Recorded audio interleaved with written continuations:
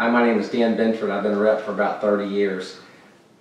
This video, short video, is designed to help predominantly seniors or recent grads find a job in the very competitive interior design field.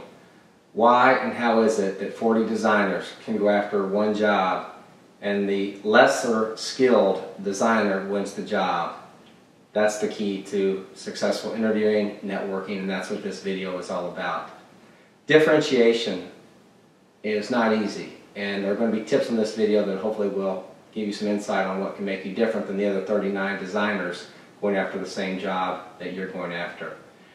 One of the things I like to tell young designers is meet as many reps like me as you can. I don't care if it's a fabric rep, Carnegie wall covering rep, freeform rep, paint reps, it doesn't matter. Reps typically know where jobs are.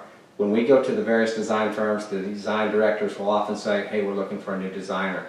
We're looking for somebody with 2 to 5 years experience. We're looking for a senior designer with 10 years experience. We're branching off into healthcare. We need a healthcare designer. The design directors know that we as reps know the designers out in the field, so we're in a position to recommend them, so meet the reps. The other thing that I would encourage you to do when you start to attend your ASID, IIDA, RDI events, whatever networking group you get involved with, is create a business card, even at a young age. It looks a little out of place when you go to an event and you have a resume. It's just not right. But more importantly is once you give your business card, which has your contact information, the school, and anything else you want to put on it, make sure you get my business card. Sneak off to a room and write down what we talked about, what I look like, so you can start to build a portfolio of different rep groups. The two organizations that I think are best for interior designers are ASID and IIDA, and we'll talk about each of those in just a minute. The other thing that's very important is the handshake.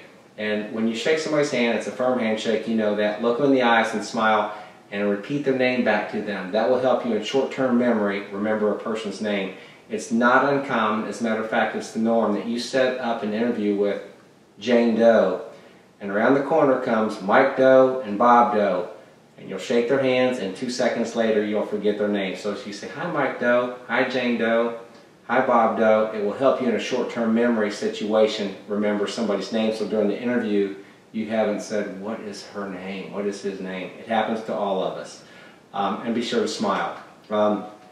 This is kind of interesting, but I think it's very important that if you're a senior that you really get the teacher to like you, because I know when a student asks me to help her or him find a job, I'm going to use the teacher as a reference. Did this person show up on time? Did they do good work? Were they conscientious? Were they a good team player? That's all very important in the scheme of things as you start to interview with various employers.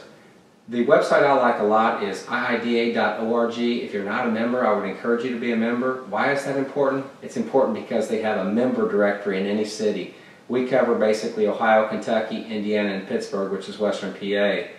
And you might want to look for a job in Dallas, San Francisco, New York, Boston, wherever. And you can find different contacts in there. And here's the key. You get on that website, you type in the city or the zip code where you're seeking a job, find the reps like me, send them a short note. Make sure the subject line is very clear. Recent grad looking for a job, something very innocuous, something that's very easy for me to open so I know who I'm dealing with. Because if we don't know who you are, we're probably unlikely to open the email.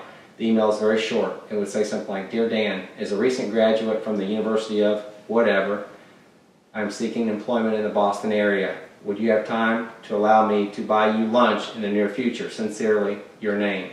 First of all, that would be an intriguing email because as a young person, I'm not going to make you buy me lunch, but I would probably chuckle, which is a good thing. Remember, it's all about differentiation. Okay, then you meet with me, and now we've established a relationship. That's good. And as a professional rep, I want to meet you anyway because you're going to be my customer. You want to meet me because I know where the jobs are. So the IIDA website is a wonderful tool for finding different reps in various parts of the country. I sent out an email to 40 design principals, people that hire folks like you. And I asked them, what is it that you look for in a potential interior design employee? And they could have said it could have been the portfolio, it might have been the school that you attended. Oh, he or she passed the lead test, they have great Revit skills, they have great AutoCAD skills. That wasn't even the list. 80% of them said it's a gut feel. I like this person, I think they'll fit in, I felt comfortable with them. So that takes us to the next step. How do you establish rapport with somebody when you, as a young person, go into an interview thinking that they're just going to be looking at my portfolio? That's the tough part. The key is what I call monkey see, monkey do. It's very important when somebody leans forward in an interview that you lean forward. If they talk loud and they talk with their hands, then that's how you talk. People like themselves. I know what you're thinking. Dan, I can't do that. Well, I'm not teaching you what to do and what not to do, but I can just tell you that the people that are successful in the job searches do these things. And if you look at your friends, it's natural. People are very, very similar in terms of their reactions, and it's just one of those little tips that will, again, it's all about building a rapport with that person. They don't care about your portfolio. They don't care that you went to a top design school. They're going to train you their way anyway. So try to establish rapport. And that also takes me to the next point, and that means sometimes asking a lot of questions. So another question that comes up a lot is, should I put my Facebook on hold? That's your decision. But I will tell you that 50%, over 50% of the employers will try to find you on Facebook. Many of us think that our Facebook photos are private and they can't get to them. That's not true. So just use common sense when it comes to Facebook.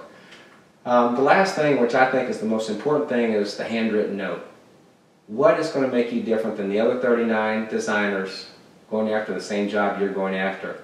And there are what I call 2, maybe 3 handwritten notes that will make you different. And I will tell you, in today's high-tech world, fast-paced world, there's nothing more important than somebody taking 5 minutes to write a handwritten note. So here's the first one. You set up an interview with your potential employer for, say, May 30th. A week prior, that person should get a note from you that says, "Dear Dan, your firm has a great reputation. I look forward to seeing you on May 30th at 10:30. Sincerely, your name." That does 2 things. It puts your name in front of them in a very favorable light. Number 2 is, what happens when they hung up that phone or they shut down your email, an emergency comes up, they run out and they forget to write down the appointment, you show up, they're not even there. It's a bad situation.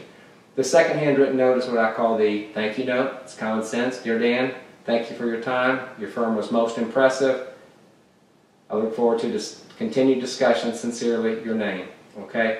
We'll leave it like that. 2 handwritten notes is fine, and then after that you can get into the email. If you want to contact us, my email is danbinford@aol.com. Our company has 2 websites. One is danbinford.com. The other is trendingresources.com. I hope you found this video helpful and useful, and best wishes in your job search.